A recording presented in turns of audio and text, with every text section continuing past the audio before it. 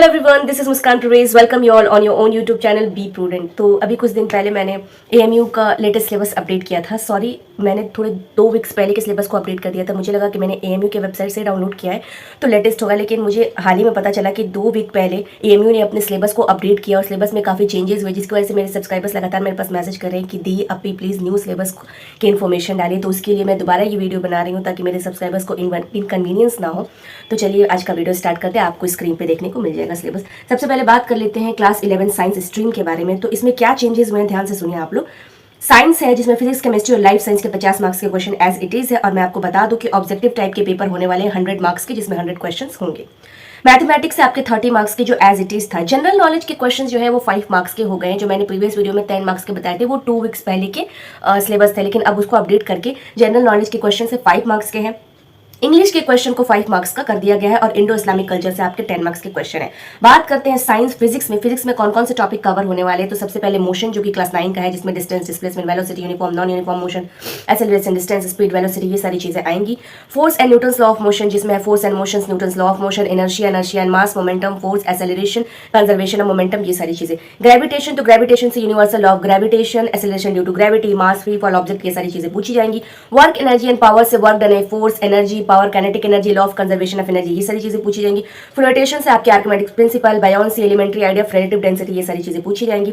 Sound से आपका nature of sound, propagation of sound, ultrasound, reflection, echo sonar, ये सारी चीजें पूछी। बात करते हैं इफेक्ट ऑफ करंट की, तो वहां पे potential difference, Ohm's law, series combination, parallel combination, power dissipation, ये सारी चीजें बहुत इंपॉर्टेंट है। मैग्नेटिक इफेक्ट में भी आपका मैग्नेटिक फील्ड लाइन हो गया, इंड्यूस पोटेंशियल हो गया, एसी हो गया, डीसी हो गया, ये सारी चीजें। नेचुरल फेनोमेना में आपका convergence and divergence of lights, images form by concave convex mirror और थोड़े principle focus, optic nerve, focal nerve, इन सारी चीजों की नॉलेज होनी चाहिए आपको, तो इससे भी क्वेश्चन है। नेचुरल फेनोमेना जैसे कि रिफ्लेक्शन, रिफ्रैक्शन ऑफ लाइट से भी आपके क्वेश्चन है। सोर्सेज ऑफ एनर्जी से भी आपके क्वेश्चन आने वाले। सोर्सेज ऑफ एनर्जी की तो उसमें different form of energy leading to different sources like fossil fuels, biogas, wind pipe energy, renewable, non renewable, जो कि आपने 10 में नहीं पढ़ा था, तो इसको एक बार रिवाइज करके जाएगा। काफी इजी चैप्टर हो जाएगा, don't worry.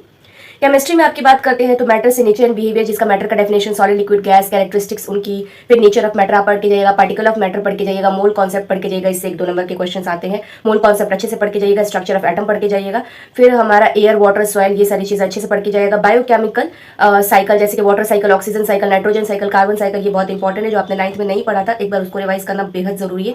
Acid, base and salt, जिसकी जनरल प्रॉपर्टी, एग्जांपल और यूजेस पढ़ के जाइएगा। केमिकल रिएक्शन यानी combination, displacement, double displacement, redox reaction, exothermic, endothermic, neutralisation, ये पढ़ के जाइएगा। मेटल एंड नॉन मेटल, उसकी जनरल प्रॉपर्टीज पढ़ के जाइएगा। मेटलर्जी, एक्सट्रैक्शन पढ़ के जाइएगा।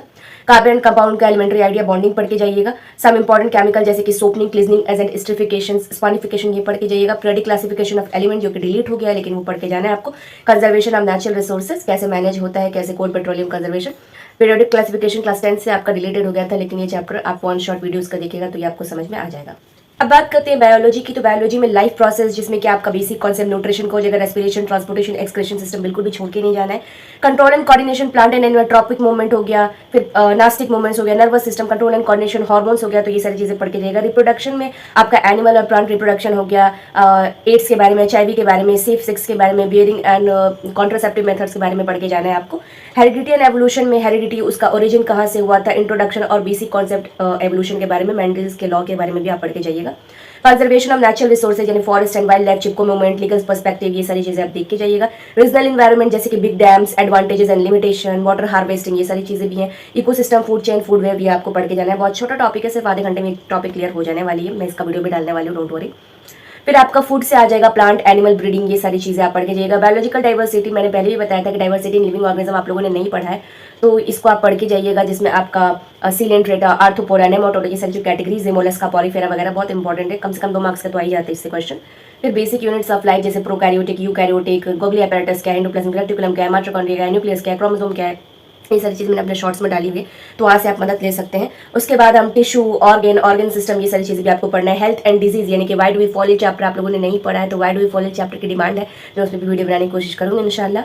लास्ट है transportation of material in the living organism like diffusion, exchange of substance कैसे होते हैं, ये सारी चीज़ें पे भी तो आप लोग इसको पढ़ के जाइएगा। Now moving ahead to mathematics topic, तो मैं सिर्फ टॉपिक्स बताते जा रही हूँ, एक्सप्लेन नहीं करूँगी। टॉपिक है आपका नंबर सिस्टम में रियल नंबर आ गया, अलजेब्रा में आपके पॉलिनोमियल आ गया, लीनियर इक्वेशन 2 वेरिएबल आ गया, pairs linear equation 2, quadratic equation, arithmetic progression, coordinate geometry, lines and angle, Euclid geometry, lines and angle, triangle, quadrilateral, area, circle, फिर mensuration, statistics and probability, mean, median, mode, फिर आपकी trigonometry आ गई, trigonometric identities आ गई, height and distance आ गए।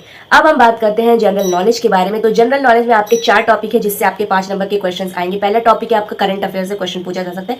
Current affair में कुछ भी पूछा जा सकता है, मतलब what's going around the world पूछा जा सकता है। Next awards and honours, civilian and Nobel awards के बारे में पूछा जा सकता है। गेम्स एंड स्पोर्ट्स के बारे में पूछा जा सकता है और रिलीजियस स्कल्पचर्स के बारे में पूछा जा सकता है। नेक्स्ट हम इंग्लिश के पोर्शन के बारे में बात करते हैं जो इस साल चेंजेस हुए। तो इंग्लिश में आपका क्या क्या पूछा जा सकता है। तो फर्स्ट में आपका बताया गया सब्जेक्ट वर्ब एग्रीमेंट, इस पे क्वेश्चंस आ सकते हैं। यूज ऑफ प्रीपोजिशन कंजंक्शंस के आ सकता है। एक्टिव एंड पैसिव वॉइस आ सकता है। वोकैबुलरी एंड यूसेज आ सकते हैं। यूज ऑफ आर्टिकल्स आ सकते हैं। एडिम्स एंड फ्रेजल वर्ब्स आ सकते हैं। डिफेक्टिंग एरर्स इन सेंटेंस आ सकते हैं, जो कि क्लास 10th में आप लोग जिसको एडिटिंग ओमिशन कहते थे वही है ये, नथिंग एल्स। और इंडो इस्लामिक कल्चर के जब हम टॉपिक के बारे में कहते हैं तो वहाँ मुस्लिम्स इन इंडिया ओवरव्यू, जैसे कि फेमस रूलर, सुल्तान, मुगल एम्पायर के बारे में, थोड़ा आर्किटेक्चर के बारे में, थोड़ा को एग्जिस्टेंस ऑफ सूफिज्म ट्रेडिशन के बारे में, थोड़ा फ्रीडम मूवमेंट में मुस्लिम्स का क्या कंट्रीब्यूशन इसके बारे में, और सर सैयद अहमद और अलीगढ़ मूवमेंट के बारे में, जैसे सर सैयद अहमद की लाइफ और उनके वर्क के बारे में, उनका लिटरेसी में क्या कंट्रीब्यूशन रहा, एजुकेशन सिस्टम कैसे रिफॉर्म हुआ था उनके रहते हुए, और EMU कैसे स्टैब्लिश हुआ था। तो इन सारी चीज़ों के बारे में आपका क्वेश्चन है। तो आई होप कि आपके जितने भी डाउट्स होंगे लेटेस्ट सिलेबस को लेकर वो कंप्लीट हो गया। अगर लेटेस्ट सिलेबस का लिंक भी मैं PDF में डाल दूँगी, वहाँ से आप डाउनलोड करके एक बार क्रॉस चेक कर सकते हैं। और अगर इसमें भी कोई गलती है तो प्लीज़ मुझे बताने में बिल्कुल झिझकिएगा मत, ताकि मैं आपको लेटेस्ट अपडेट देती रहूँ। और कल इंशाल्लाह एक और वीडियो आएगी जिसमें मैं 2018-19 के साइंस के पोर्शन को डिस्कस करने वाली हूँ। If you like my videos then please like, subscribe, share and comment. Thanks for watching.